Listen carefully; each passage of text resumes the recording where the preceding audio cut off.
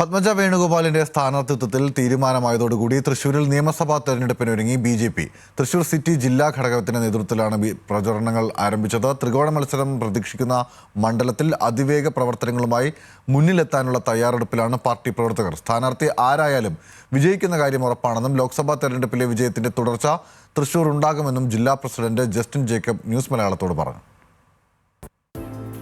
ചുരുങ്ങിയ കാലം കൊണ്ട് തൃശൂരിൽ നേടിയ സംഘടനാ വളർച്ചയും വോട്ടിംഗ് ശതമാനത്തിലെ വർധനവും വലിയ പ്രതീക്ഷയാണ് ബി.ജെ.പിക്ക് നൽകുന്നത്. മണ്ഡലത്തിൽ ഉടനീളം ബന്ധങ്ങളും പരിചയവുമുള്ള സ്ഥാനാർത്ഥിയെ കൂടി ലഭിച്ചതോടെ ഔദ്യോഗിക പ്രചാരണം ആരംഭിക്കുന്നതിനു മുൻപേ തെരഞ്ഞെടുപ്പ് പ്രവർത്തനങ്ങളിൽ പാർട്ടി ഒരു പടി കൂടി മുന്നിലെത്തിയെന്ന് പറയാം. പൊതുസ്വീകാര്യനായ വ്യക്തിയെ തൃശൂരിൽ സ്ഥാനാർത്ഥിയാക്കാനായിരുന്നു ആദ്യഘട്ടങ്ങളിൽ ബി.ജെ.പി. ആലോചിച്ചത്. എന്നാൽ അതിന് കഴിയാതിരുന്നതോടെയാണ് മത്സരിക്കാൻ ആദ്യം മടികാട്ടിയ പത്മജയിലേക്ക് ദേശീയ നേതൃത്വം എത്തിയത്. എന്നാൽ ഈ തീരുമാനം വലിയ ആവേശമാണ് മണ്ഡലത്തിലെ പാർട്ടി പ്രവർത്തകർക്ക് നൽകിയിരിക്കുന്നത്. ബി.ജെ.പിക്ക് ഇവിടെ കിട്ടുന്നത് ഉറപ്പുണ്ട്. താമര വരിയാൻ ചാൻസ് ഉണ്ട്. പത്മജ ജയിക്കും. എന്തുകൊണ്ടാണ് ജയിക്കുമെന്ന് പറയാൻ കാര്യം? ജയിക്കുമെന്ന് പറയാൻ ഇപ്പോഴത്തെ ഭരണം അതാണ്. കരുണാകരൻ്റെ മോളെന്ന നിലയ്ക്ക് ആൾക്ക് ഇവിടെ കണ്ടമാനം കണക്ഷനും കാര്യങ്ങളൊക്കെ ഉണ്ട്.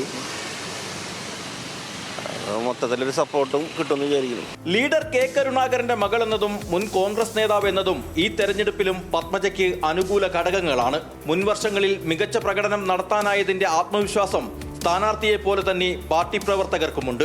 ലോക്സഭാ തെരഞ്ഞെടുപ്പിൽ നേടിയ ചരിത്ര വിജയം ബി.ജെ.പിക്ക് തൃശൂരിൽ വലിയ അടിത്തറയാണ് ഒരുക്കി നൽകിയിരിക്കുന്നത്.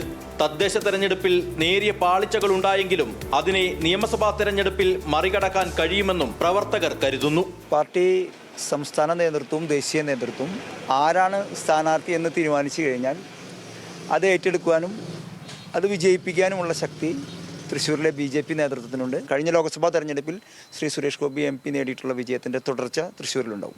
2016 കോൺഗ്രസിനായി മത്സരിച്ച പത്മജ LDF സ്ഥാനാർത്ഥി VS സുനിൽകുമാറിനോട് 6997 വോട്ടുകൾക്കാണ് പരാജയപ്പെട്ടത്. 2021 കളത്തിലിറങ്ങിയപ്പോൾ ഇടതു സ്ഥാനാർത്ഥി P. ബാലചന്ദ്രന്റെ ഭൂരിപക്ഷം 946 വോട്ടുകളാക്കി കുറയ്ക്കാനും അവർക്ക് സാധിച്ചു. ലോക്സഭാ തെരഞ്ഞെടുപ്പിലെ ചരിത്ര വിജയത്തിന്റെ ആനുകൂല്യവും ഹിന്ദു ഭൂരിപക്ഷമുള്ള മണ്ഡലത്തിലെ സാമുദായിക പിന്തുണയും നേടിയെടുക്കാൻ കഴിഞ്ഞാൽ ഇത്തവണ ഉറപ്പായും തൃശൂരിൽ താമര വിരിയിക്കാൻ കഴിയുമെന്ന് തന്നെയാണ് പാർട്ടിയുടെയും പത്മജയുടെയും ഉറച്ച വിശ്വാസം. ന്യൂസ് മലയാളം, തൃശൂർ.